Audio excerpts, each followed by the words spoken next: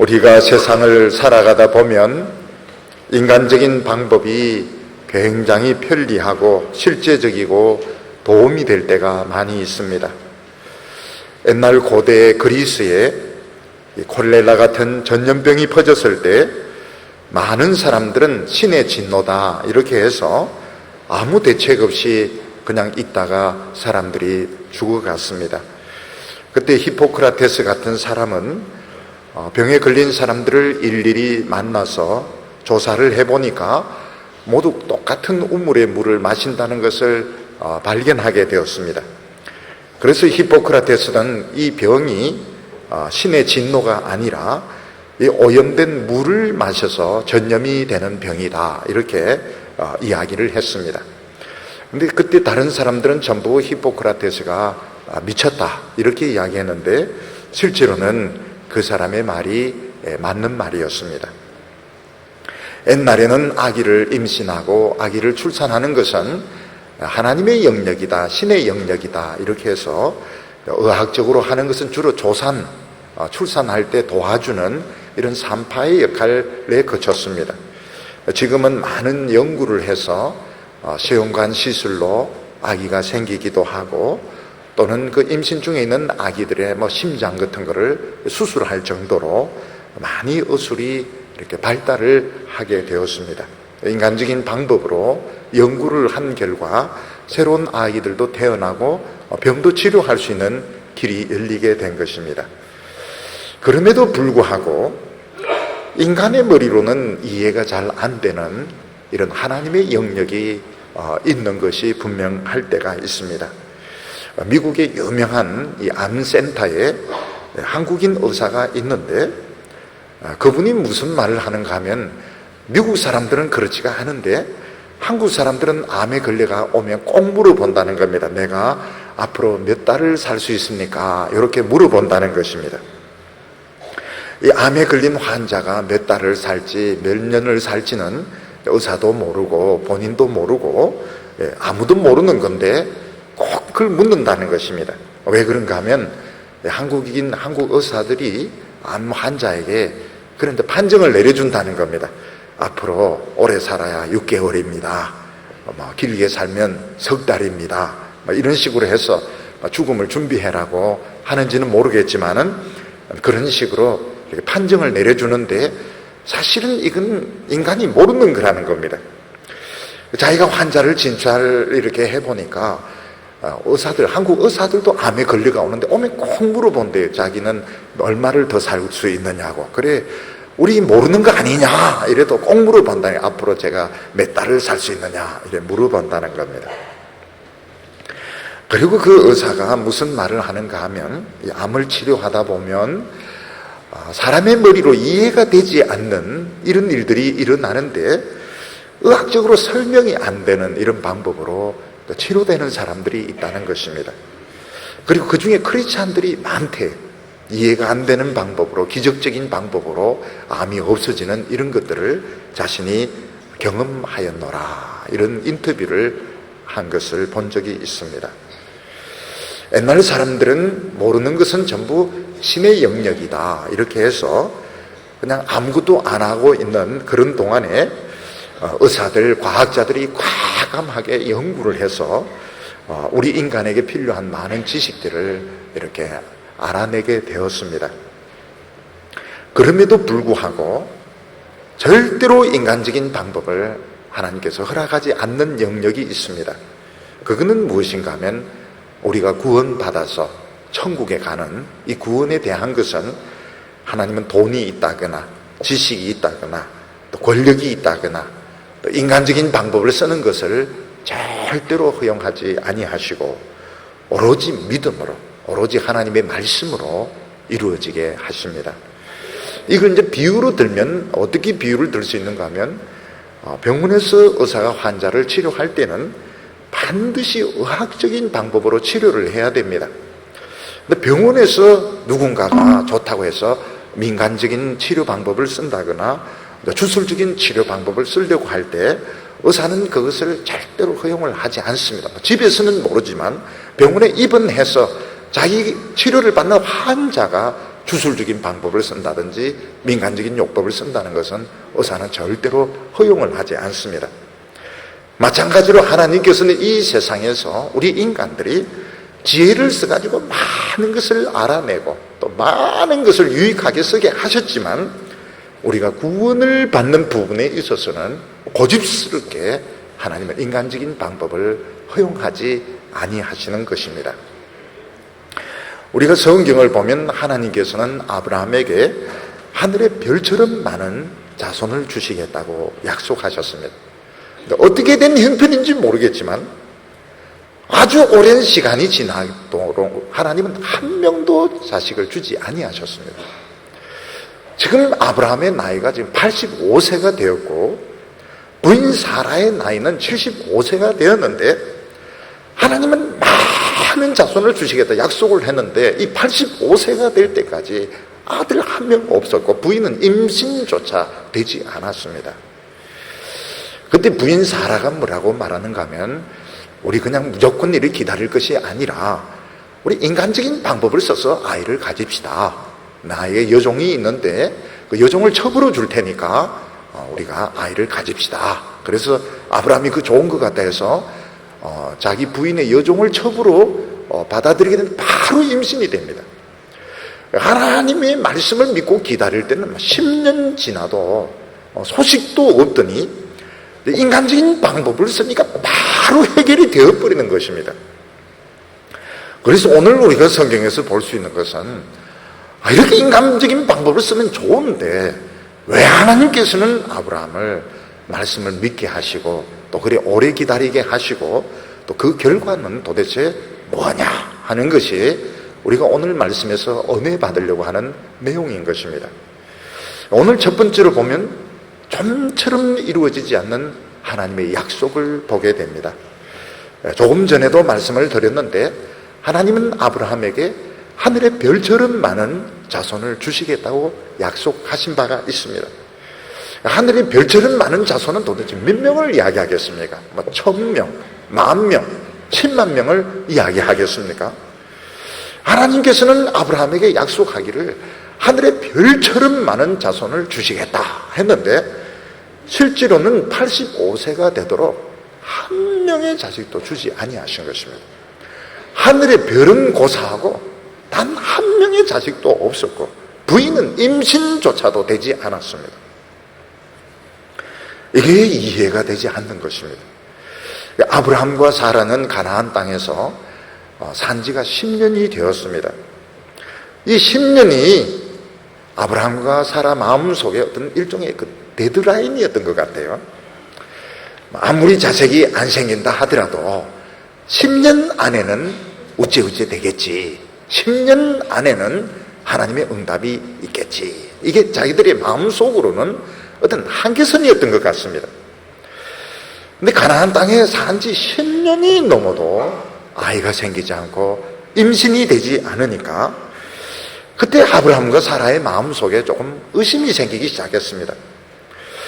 혹시 우리가 하나님의 말씀을 잘못 알아듣은 건 아닐까? 또 하나님께서 다른 방법으로 자식을 주시려고 하는데 우리가 고집스럽게 이 사라가 임신을 해야 된다. 우리가 이런 생각을 하고 있는 것은 아닐까? 이러면서 10년이 넘으면서 아브라함과 사라의 마음이 좀 조급해지기 시작하면서 믿음이 좀 흔들리면서 인간적인 생각이 이제 들게 된 것입니다. 근데 더 조급한 쪽은 부인 사라였습니다. 사라는 남편 아브라함에게 뭐라고 말했는가 하면 여호와께서 나로 생산치 않게 하시니까 나의 여종과 동침해서 아이를 얻읍시다 이렇게 이야기를 합니다. 왜 이 사라가 더 기다리지 못하고 조급하게 되었는가 하면 사라가 75세가 되면서 이미 여성으로서의 기능이 이제 죽어버린 것입니다. 그래서 사라는 더 이상 임신을 할 수 없게 되었습니다. 나는 이미 임신을 할 수 없게 되었고 좀 더 지나면 영감도 기능이 이제 없어질지 모르는데 그동안이라도 이 첩을 얻어가지고 아이를 얻어야 되겠다. 그러니까 여자가 좀 더 현실적이었던 것 같습니다. 사라는 더 늦기 전에 우리 인간적인 방법을 써서 아이를 가집시다, 이렇게 이야기, 10년이 되면서 그런 이야기를 하게 됩니다.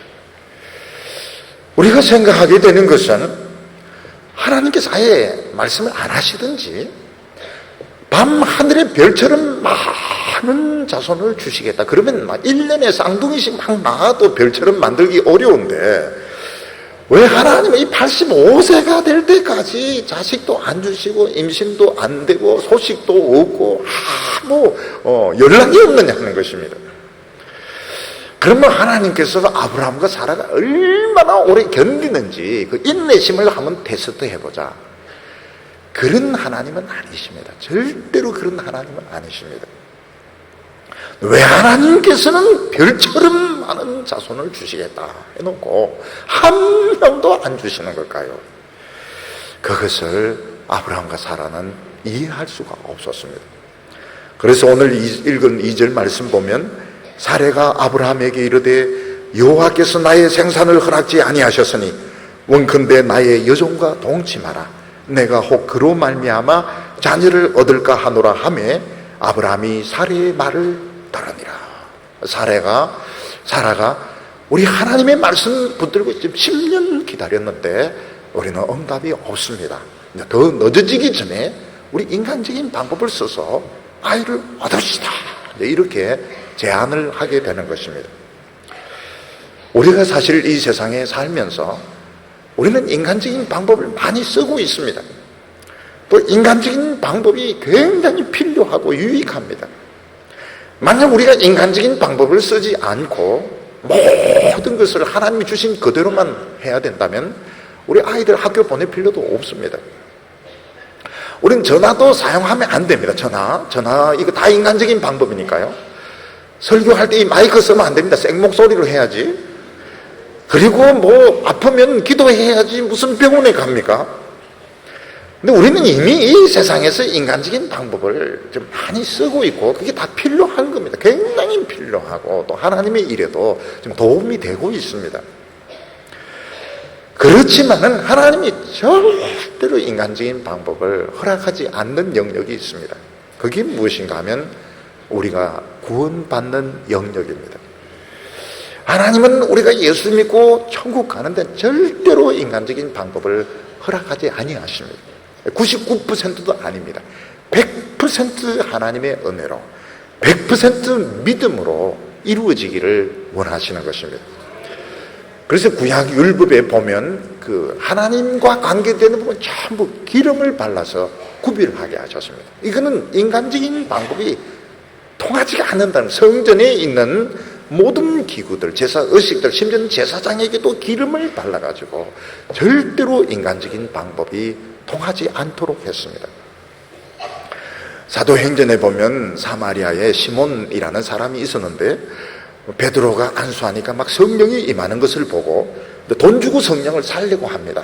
그때 베드로가 저주를 하면서 너는 돈과 함께 지옥에 가라 하면서 어떻게 하나님의 성령을 돈을 주고 살리고 하느냐 이렇게 말을 했고, 예수님은 제자들에게 전도하러 보내면서 사람들의 병을 낫게 하되 돈 받지 말라고 했습니다.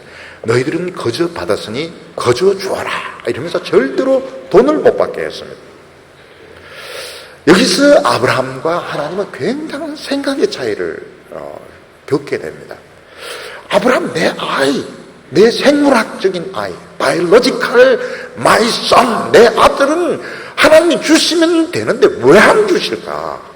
하나님은 아브라함에게 그냥 아들을 주시려고 하는 것이 아니고 믿음의 아들을 주시려고 하는 거예요. 믿음의 아들은 그냥 생겼으면 안 된다는 거다. 이 말씀과 믿음으로 생겨야 되고, 한 걸음 더 나아가서 하나님께서 이 아들을 통해서 앞으로 오실 예수 그리스도를 보여주려고 하는 것입니다. 그래서 이 아브라함의 아들이 생기는 것은 우리가 앞으로 예수 믿는 것을 보여주려고 하는 건데, 이거는 인간적인 방법은 안 되는 겁니다. 아브라함은 더 늙어야 되고 사라도 더 늙어야 되고 인간적인 방법이 더 없어져야 되는데, 그거를 아브라함과 사라는 이해하지 못해. 우리 애를 그냥 주시면 되는데 왜 하나님은 안 주실까? 10년이 넘도록 안 주실까? 기다리다 못해서 우리 그냥 다른 사람들이 하는 대로 우리 인간적인 방법을 씁시다. 그러니까 아브라함도 좋다고 생각해서 합의를 봐가지고 첩을 받아들이기로 한 겁니다. 오늘 두 번째는 인간적인 방법을 쓴 결과가 어떻게 되었는가 하는 것입니다. 아브라함은 아내 사라가 더 늦기 전에 우리 첩을 얻어서 아이를 낳읍시다. 그래서 그 말에 동의해서 실천에 옮기는데 당장 아이가 생깁니다. 사라에게는 이 하갈이라고 하는 에집트 여종이 있는데 아주 젊고 굉장히 건강한 여종이었습니다. 아브라함이 그 여종을 이제 첩으로 받아들이니까 즉시 임신이 된 겁니다. 놀라운 것은 하나님의 약속을 붙들고 기다릴 때는 10년이 지나도 연락도 없고 소식도 없었는데 인간적인 방법을 쓰니까 바로 즉시 애가 들어서는 겁니다. 우리가 이런 것을 보면 인간적인 눈으로 볼 때 이야, 하나님의 뜻을 기다리고 하나님의 방법 기다리는 것이 얼마나 멍청하고 어리석은지 알 수가 있습니다. 우리가 상식적으로 생각해도 젊은 여자, 아주 젊은 여자, 튼튼한 여자 첩으로 얻으니까 바로 임신이 되는 겁니다. 근데 아브라함은 하나님의 말씀을 붙들고 기다리는 10년이 지나도 소식이 없고 아무리 질질 끌어도 하나님의 응답이 없었던 것입니다. 인간적인 방법 쓰니까 바로 효과가 나타났습니다. 이때 아브라함과 사라가 얼마나 기뻤을까요?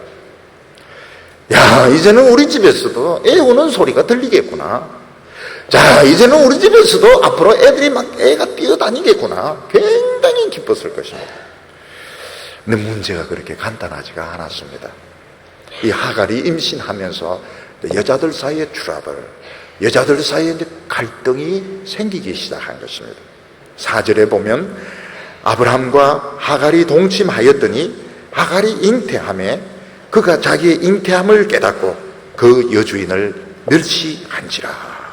참, 여기 보면 우리가 두 가지 현상을 보게 되는데 아브라함이 사라의 말을 듣고 인간적인 방법으로 이렇게 첩을 얻었을 때 너무 쉽게 원하는 것을 얻을 수 있었습니다. 하나님의 뜻을 기다리고 하나님의 방법을 기다릴 때는 10년이 넘어도 소식이 없었는데 인간의 머리를 굴리니까 바로 응답이 되는 겁니다. 근데 또 하나는 무엇인가 하면 그 후유증으로 기쁨이 없어지고 가정의 평화가 깨어지고 식구들 사이에, 가족 사이에 갈등이 생기게 된 건데 이거는 전혀 예측을 하지 못한 것이었습니다. 하갈은 자기가 임신했다 하는 것을 알게 되었을 때 여주인을 노골적으로 무시하기 시작했습니다. 사람들 있는 데서 자기가 이제 여주인 행세를 하려고 하고 또 사라고 뭐라고 시켜도 틱틱거리고 사라를 업신여기는 이런 것이 노골적으로 나타나게 되었던 것입니다.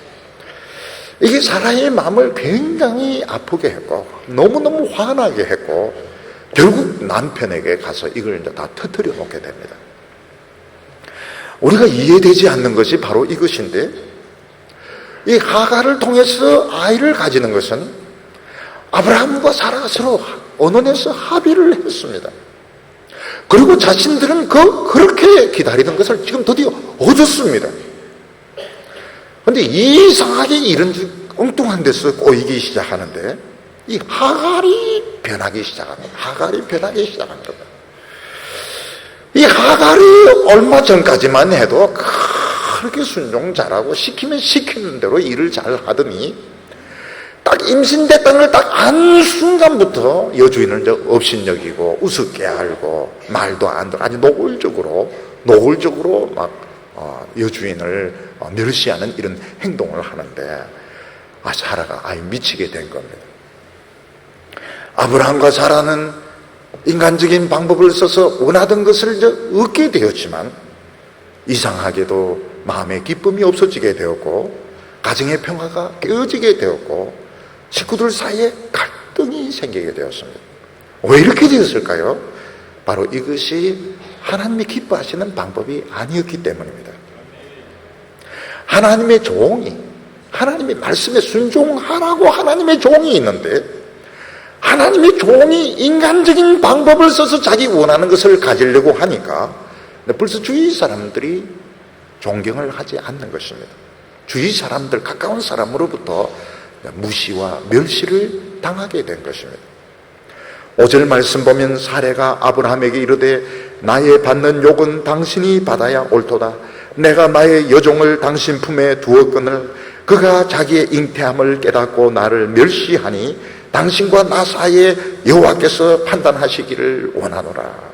사라는 굉장히 존귀한 미인이지만 사람이 아주 교양이 높은 사람이었습니다. 사라는 이름 뜻 자체가 그런 뜻입니다. 사라는 이름 뜻 자체가 굉장히 귀부인이라는 그런 뜻을 가지고 있고, 사라는 아주 미인이고 교양이 있는 이런 여성이었습니다. 그리고 남편에게 대해서 하나님이 당신과 나 사이에 판단하기를 원해, 이런 말을 할 사람이 아닙니다. 근데 사라는 자기 여종으로부터 무시와 멸시를 당하니까 너무 화가 난 겁니다. 경상도 사람들은 이럴 때 뭐라 하면 학을 띈다 이런 말을 합니다. 너무 화가 나니까 이게 막 억장이 무너질 정도가 되니까 통력이 필요하면 학을 띠게 된 겁니다. 그래서 이 사라가 이걸 이제 남편인데 가서 막 퍼붓는 겁니다. 성경인데 이 정도 기록됐다면 이거는 현실적으로는 이거는 뭐 사실 굉장히 이거는 시끄럽게 된 겁니다. 왜 이렇게 됐을까요? 이것은 참으로 존귀한 하나님의 종들 아브라함과 사라가 하나님의 그 말씀을 끝까지 믿지 못하고 인간적인 이런 방법을 썼기 때문에 그런 것입니다. 하나님께서 내 몸에서 날짜가 내 후사가 되리라 그렇게 말씀하셨으면 이게 뭐 언제 어떻게 이루어질지 모르겠지만 또 인간의 생각으로는 불가능하더라도 믿었어야 되는데 10년이 지나면서 믿음이 흔들렸을 때, 인간적인 방법을 썼을 때 이것은 하나님을 무시하고 멸시하는 것입니다. 우리가 생각에는 인간적인 방법으로 원한 것을 얻었으면 복이 아닌가? 복이 아니고 하나님을 멸시하는 것입니다. 그러면 하나님께서도 여종을 통해서 그 사라가 멸시를 당하게 하시고 아브라함도 부인을 통해서 멸시를 당하는 것입니다. 왜냐하면 그들이 하나님의 말씀을 업신여겼기 때문에 그렇게 되는 것입니다. 하나님의 종이 인간적인 방법을 써서 성공하고 자기가 원하는 것을 얻게 되었을 때 다른 사람들은 야 축복받았다, 능력 있다, 믿음 좋다 이러지만 사실은 그건 하나님을 업신여기는 것입니다. 다른 사람들이 보기에 어떻는가 하면 하나님의 종이나 회사 사장이나 차이가 없는 거, 정치인이나 차이가 없는 똑같은 겁니다. 그래서 결국은 사람들이 업신여기게 되고 욕을 먹게 됩니다. 우리가 알아야 될 것은 인간적인 방법이 다 나쁜 것이 아닙니다. 그렇지만 하나님이 절대로 인간적인 방법을 허락하지 않는 것이 뭔가 하면 교회 부흥이라든지 사람들이 예수 믿는 거라든지 이런 것들은 하나님의 기름을 발라가지고 절대로 인간적인 방법을 허락을 하시지 않는 것입니다. 끝까지 기다려서 하나님이 역사하도록 이렇게 해야 되는데 인간적인 방법을 써가지고 큰 복을 얻었을 때, 유명하게 되었을 때 실제로는 하나님을 무시하고 멸시하는 짓을 한 것입니다. 하나님께서 남자에게 여자를 돕는 배필로 주신 것은 남자가 무조건 여자의 말을 듣고 따라라 그런 뜻이 아닙니다. 하나님께서는 부인이 남편에게 신앙적으로 조언해주고 기도해주고 남자는 결정을 내려야 되는 겁니다.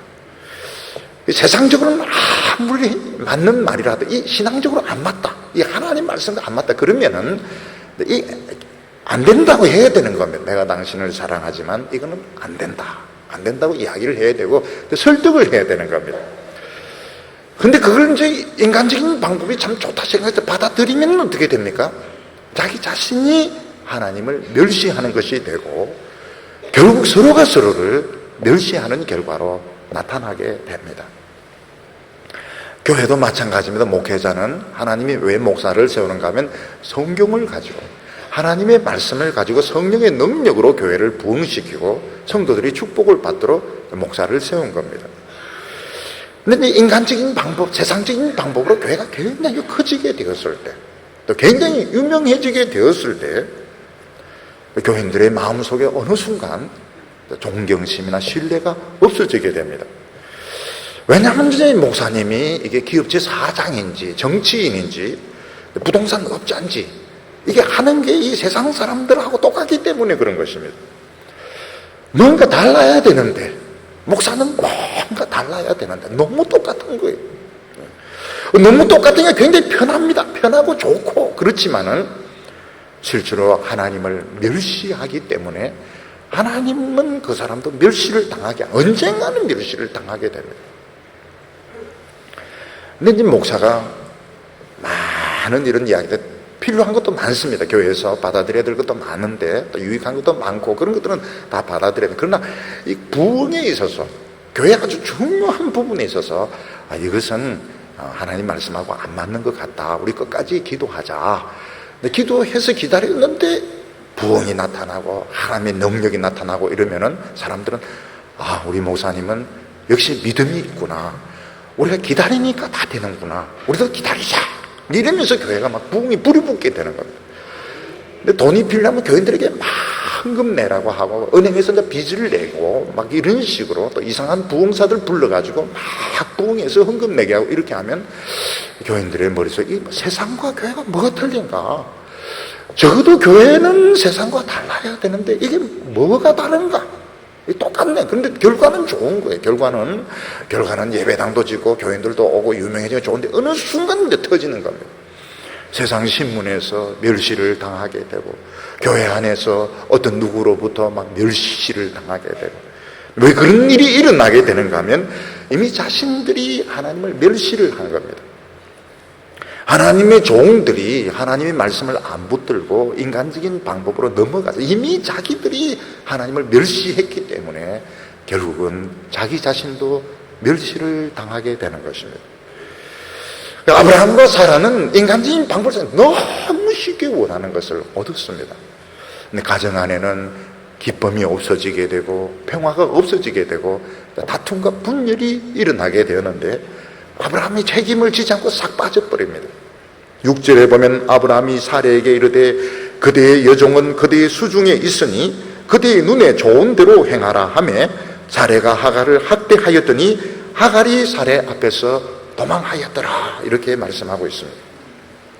지금 이제 두 여자가 자기 본부인과 첩이인데 지금 싸우고 있는데 아브라함은 두 여자 사이에 끼는 것을 원치 않았습니다. 왜냐하면 이 하갈은 그렇게 원하던 자기 애를 지금 임신하고 있는 여자입니다. 그리고 사라는 자기가 너무너무 사랑하는 부인입니다. 그러니까 아브라함은 자기 아이를 베고 있는 이 하갈에게 싫은 소리 하기 원치 않는 거예요.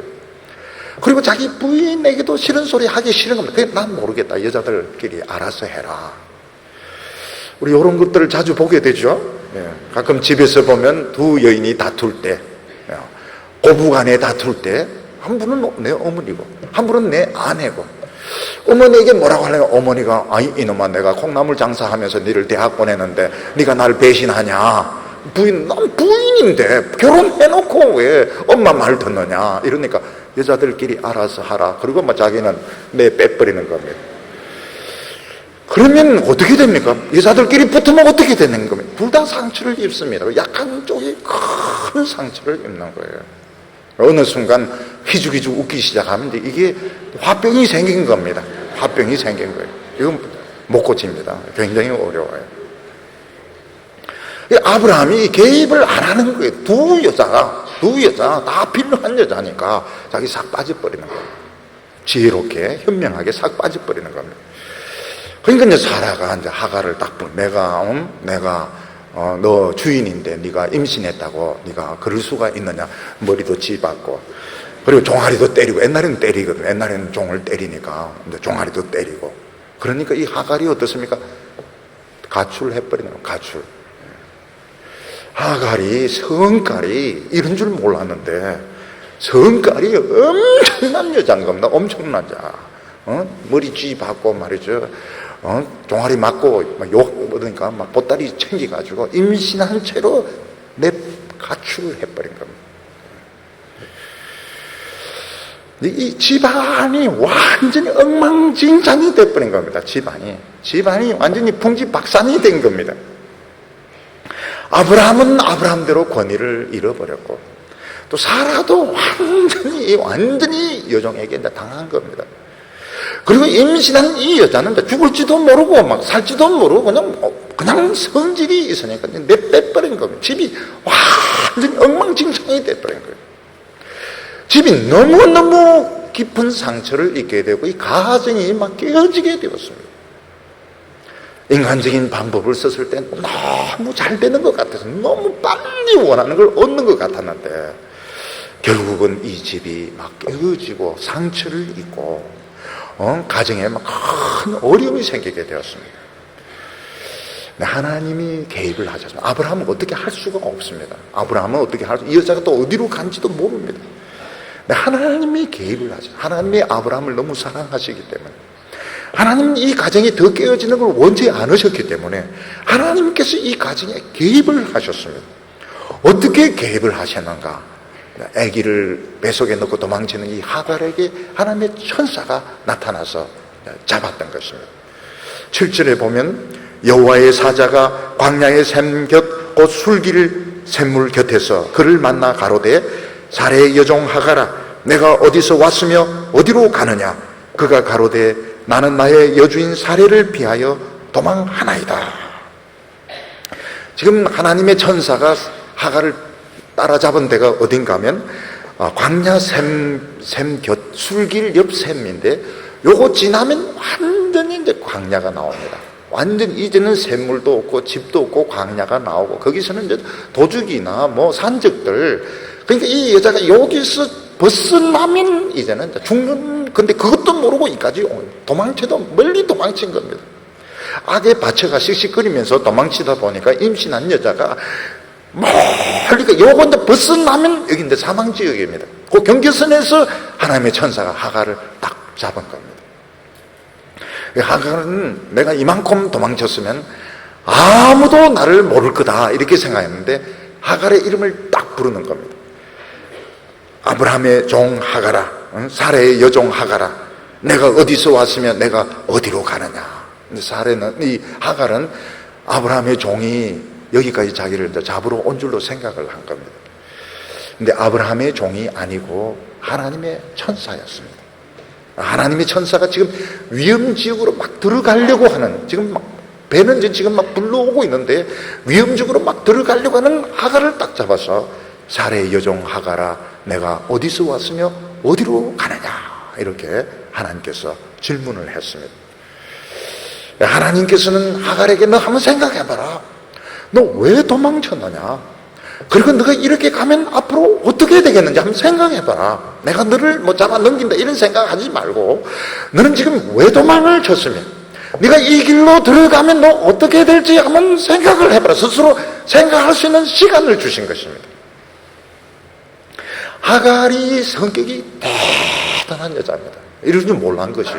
그러니까 뭐 주인이 뭐 잔소리치고 머리 쥐받고 때리고 이러니까 막 성질을 부려가지고 죽으려고 보따리 싸가지고 그냥 뛰쳐나온 것인데 하나님의 천사는 생각을 하게 해서 너 왜 도망을 쳤냐? 냉정하게 생각해봐라. 그리고 요 길로 계속 가면 너 어떻게 될지는 한번 스스로 생각을 해봐라. 판단을 해봐라. 생각을 하게 하셨던 것입니다. 요즘 사람들은 지금 정신없이 달려가고 있습니다. 뭔가 머릿속에 굉장히 복잡한 생각을 하고 있습니다. 하나님께서는 오늘 우리에게 묻습니다. 너는 어디에서 왔으며 너는 어디로 가고 있느냐? 우리는 많은 행복을 위해서 달려왔습니다. 그리고 야망을 위해서 지금 달려갈 겁니다. 하나님께서 너 그 결과가 무엇인지 너 장담할 수 있느냐? 이렇게 질문을 하시는 겁니다. 사람이 막 화가 나고 막 성깔이 나서 막 서칠 때는 생각을 안 합니다. 하나님은 상담의 천재입니다. 이런 것을 보면 하갈, 이 못된 게 어딜 말이야 도망치냐 이렇게 하지 않고 너 한번 생각해봐라. 냉정하게 한번 생각해보자. 너 뭐 때문에 도망쳤냐? 그리고 네가 이 길로 가면 어떻게 될지 너 한번 생각이나 한번 해봤느냐? 하갈이 생각합니다. 왜 도망을 쳤을까요? 하갈은 아기를 뺏기고 싶지 않은 겁니다. 그러니까 아브라함과 사라는 이 하갈을 대리모로 삼아가지고 임신하고 이제 아기를 이제 뺏으려고 하는 겁니다.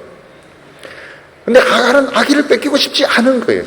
내 아기, 아브라함이 내게 난 아기고 난 이 아이를 키우고 싶은 겁니다. 이게 안 빼앗기려고 도망을 친 겁니다. 그리고 또 하나는 뭔가 하면 이 성격이 대단한 겁니다. 하갈이 성깔이 대단한 겁니다. 여주인이 애도 못 낳는 주제에 자기에게 뭐라고 해서 막 성질이 나가지고 지금 막 죽으려고 지금 뛰쳐나온 것입니다. 이 길로 가면 이 광야 애굽으로 가는 길인데 애굽 여자기 때문에 애굽으로 가려고 하죠. 근데 애굽으로 가는 이 길은 우물이 없습니다. 집도 없습니다. 죽습니다. 그리고 산적들 강도도 우글우글 거린데 아마 붙들리면 죽도록 두들겨 맞고 아마 팔릴 겁니다. 하나님의 사자가 하갈이 살 수 있는 길을 이야기해 줍니다. 9절과 10절 보면 여호와의 사자가 그에게 이르되 내 여주인에게 돌아가서 그 수하에 복종하라. 여호와의 사자가 또 그에게 이르되 내가 내 자손으로 크게 번성하여 그 수가 많아 셀 수 없게 하리라. 하나님의 사자가 무슨 이야기? 네가 도망쳐온 그 집이 어떤 집인 줄 아냐? 얼마나 복된 집이고 얼마나 너에게 잘해줬는데 너 왜 그런 식으로 상처를 주고 도망을 쳐서 되겠느냐? 지금 하갈이 제일 지금 안 뺏기려는 악인데 하나님이 약속, 너 악이 안 뺏긴다.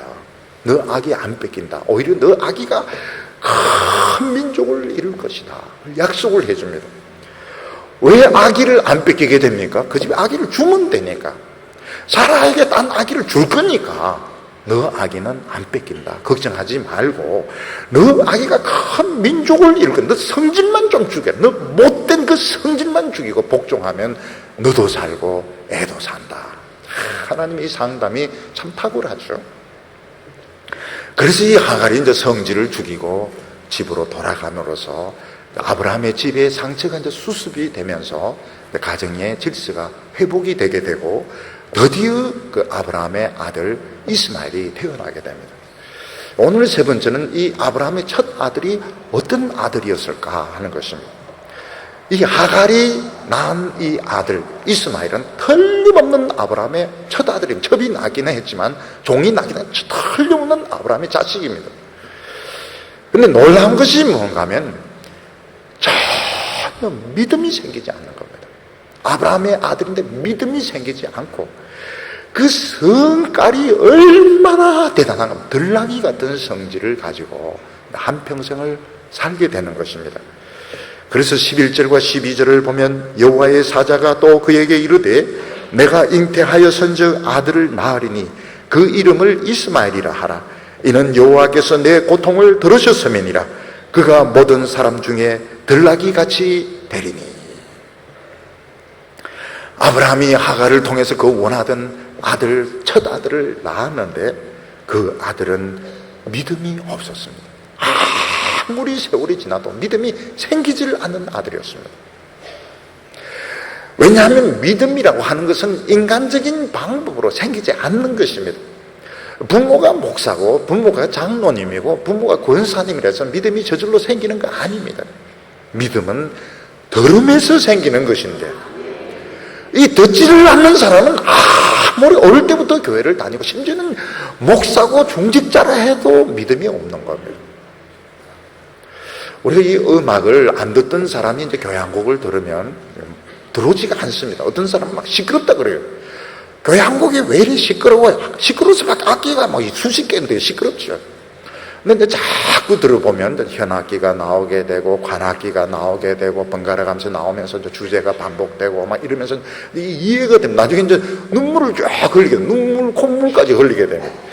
그러면 이제 이건 이제 음악을 조금씩 이제 듣고 있는 거예요. 음악을 이제 좋아하게 되는 것입니다. 외국어도 마찬가지인데 외국어도 막 이야기하는데 귀에 하나도 안 들어옵니다. 이제 외국에 살면서 외국 사람들과 이야기하기도 하고 이러면 이제 어느 순간 귀에 막 들어와요. 들어오면서 이제 의사소통이 되는 겁니다. 마찬가지로 교회 와서 앉아서 설교를 듣지만 실제로는 안 들어옵니다. 귀에 전혀 들어오지가 않아요. 이게 무슨 말인지 이해가 안 되는 겁니다. 근데 어느 순간부터 한두 마디씩 들어옵니다. 자기에게 한두 마디씩 자기에게 막 와닿기 시작합니다. 끊어져서 토막 끊어져서 들으면 나중에는 줄거리가 쫙 들어오게 됩니다. 서론부터 결론까지 쫙 파노라마 같이 쫙 들어오게 됩니다. 많은 교인들이 그거 내 이야기인데, 파노라마 내 이야기인데, 그 기적입니다. 그 기적이고 이게 이제 믿음이 생긴 겁니다. 믿음이 생긴 거예요. 근데 하나님의 말씀이 안 들어가면 사람은 어떻게 되는가 하면 그 기질이 다스려지지가 않습니다. 들나귀 같은 기질이 되게 됩니다. 우리는 들나귀가 없지 않습니까? 들나귀가 없는데 팔레스타인은 들나귀가 있는데 야생 말과 같아요. 조그만 한데 성질이 얼마나 대단한지 길들일 수가 없습니다. 들나귀는 오로지 프라이드와 고집을 가지고 죽어도 누구 말 안 듣습니다. 지 고집대로 살다가 결국은 명수에게 물려서 죽는 것입니다. 이스마엘은 길들여지지가 않았습니다. 전혀 아브라함의 집에서 길들여지지가 않았습니다. 이스마엘은 틀에 매이는 걸 너무너무 싫어했습니다. 나중에 이제 이스라엘이 아수르에 망하는데 그때 호세아 선지가 이렇게 말합니다. 너희가 홀로 처한 들나귀처럼 아수르로 갔고. 참 무서운 말입니다. 왜 이스라엘 백성들이 아수르에 망했을까? 들나귀같이 길들여지지 않았기 때문이라고 말씀하고 있습니다. 오늘 현대인들의 특징이 무엇인가 하면 길들여지는 것, 틀에 매이는 걸 너무너무 싫어합니다. 오늘 현대인들은 만족을 하지 못하고 끊임없이 자기 주장, 자기 요구를 해야 되고 하고 싶은 거 다 해야 됩니다. 그게 뭔가 하면 결국은 들나귀 기질인 것입니다. 예수님은 이런 현대인들을 향하여 이렇게 말씀하고 있습니다. 수고하고 무거운 짐진 자들아 다 내게 오너라. 내가 너희를 쉬게 하리라. 들나귀같이 뛰어다니고 치고받고 하면서 사니까 얼마나 피곤합니까? 예수님께서 내가 너희를 쉬게 하리라. 어떻게 쉬게 하십니까? 이 들나귀에 있는 기질을 찔러가지고 하나님의 기질로 바꾸어 주시는 것입니다. 너는 나의 멍에를 메고 내게 배워라. 예수님의 멍에는 어떤 멍에입니까? 말씀의 멍에고 사랑의 멍에입니다.